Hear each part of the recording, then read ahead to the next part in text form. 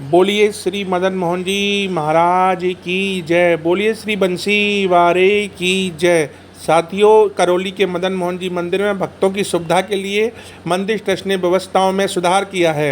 इस बारे में विस्तार से बता रहे हैं मंदिर ट्रस्ट के कार्यकारी अधिकारी किशन पाल जादौन। आप भी सुनिए। अभी मंदिर ट्रस्ट द्वारा कुछ नई व्यवस्थाएं प्रारंभ की हैं जो भक्तों को विशेष सुविधा देने के से संबंधित हैं। जैसे कुछ भक्त मंदिर में ठाकुर जी के यहाँ वन विहार और फूल बंगला का कार्यक्रम करना चाहते हैं। उनको अब तक उनसे 1750 रुपये लिया जाता था, अब उसको 2100 रुपये का एक शुल्क रखा गया है। उसके साथ ही उनको एक जुगल पहले से भी देते थे, जो व्यवस्था अब भी चालू है। इसके अतिरिक्त कुछ भक्त यहाँ पर ऐसे भी आते हैं, मंदिर प्रबंधन से वो संपर्क करते हैं कि हम ठाकुर जी को 56 भोग नहीं लगा सकते हैं, लेकिन हम पोशाक धारण करवाना चाहते हैं। पोशाक अर्पण करने के लिए हमने अब तक कोई विशेष व्यवस्था नहीं थी, उसको अब एक निश्चित पैमाने पर रख दिया है कि जो भक्त जिस दिन को पोशाक अर्पण करना चाहते हैं वो तिथि उसको आवंटित कर दी जाएगी और 2100 रुपये भेंट स्वरूप उससे ले लिया जाएगा। क्योंकि एक तिथि को मांगने वाले 2 या 4 लोग हो सकते हैं, तो हम किसी एक को ही वो तिथि दे सकते हैं। ये व्यवस्था अभी हमने प्रारंभ की है। इसके अतिरिक्त मंदिर प्रांगण में यदि कोई कथा भागवत करवाना चाहते हैं, रासलीला करवाना चाहते हैं या राम कथा करवाना चाहते हैं, तो उसके लिए अब तक 21,000 रुपये लिए जाते थे। वो चाहे 7 दिन करवावें, 9 दिन करवावें, लेकिन अब उसमें व्यवस्था ये की गई है कि 5,000 रुपये प्रतिदिन चार्ज लिया जाएगा।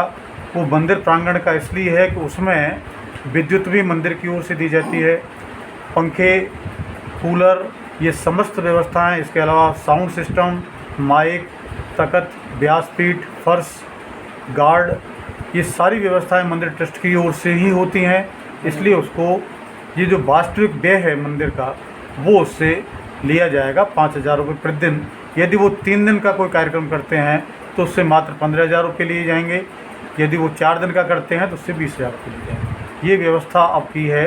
जो पहले 21,000 रुपये था उसको जो है इस तरह से कर दिया गया है।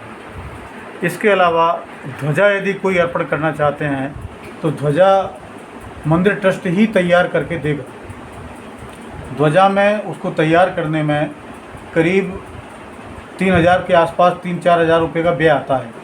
उसका कारण ये है कि उसमें ध्वजा का 3.5 मीटर कपड़ा लगता है, फिर उसमें गरुड़ के चिन्ह और विष्णु के कुछ चिन्ह बनाए जाते हैं जो पेंटर के द्वारा तैयार किए जाते हैं। उसको तैयार करने में 2 और 3 दिन का समय लगता है, जो पेंटर 500 रुपये प्रतिदिन लेते हैं। इसलिए वो उस ध्वजा का मामूली शुल्क 2100 रुपये रखा गया है, जिससे ध्वजा को चढ़ाने के लिए भक्त ज़्यादा से ज़्यादा प्रेरित हों और वो ध्वजा चढ़ाने के लिए यहाँ यदि मंदिर से संपर्क करते हैं तो उनको ये व्यवस्था मंदिर की ओर से ही दी जाएगी और ध्वजा भी मंदिर ही तैयार करके उनको देगा। और व्यवस्था में क्या सुधार किया गया है? और व्यवस्थाओं में मंदिर ट्रस्ट द्वारा अब तक जो भक्तों के लिए काउंटर बनाए गए थे, वो उस काउंटर के लिए नए काउंटर बनाए गए हैं, जहाँ पर रसीद भी काटी जाती है और वहीं उनको प्रसाद उपलब्ध कराया जाता है।